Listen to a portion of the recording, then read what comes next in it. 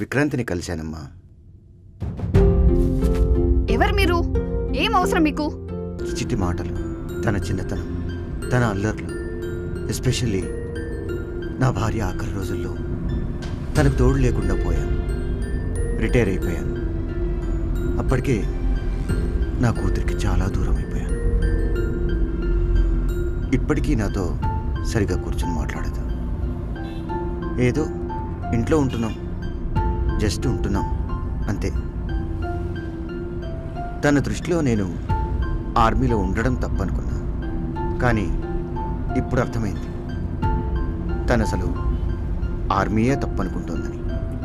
Uncle, ఇప్పుడు నేను army వదిలేస్తా అంటే కరెక్టేనా? చూడు విక్రాంత్, మార్చాల్సింది నీ ప్రొఫెషన్ని కాదు విక్రాంత్, అక్షర ఆలోచనలు.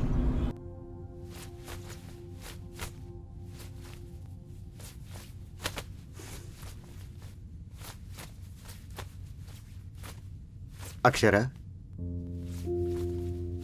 అమ్మా అక్షర. నేను తినేసా, కర్రీ ఫ్రిడ్జ్లో పెట్టేసా. నేను ఇవాళ విక్రాంతిని కలిశానమ్మా. ఎవరు మీరు? ఏం అవసరం మీకు? అంటే విక్రాంత్ నీ ప్రాబ్లం ఏమోనని. ఓ, మీరెప్పటి నుండి నా ప్రాబ్లమ్స్ గురించి ఆలోచిస్తున్నారు? ఏం చెప్పారు? ఏం మాట్లాడారు? వార్నింగ్ ఇచ్చారా? చెప్పండి, ఏం తెలుసుకున్నారు నా ప్రాబ్లం గురించి?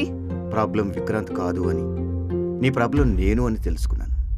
ఎగ్జాక్ట్లీ, తెలుసుకున్నారుగా? మీరే నా ప్రాబ్లం.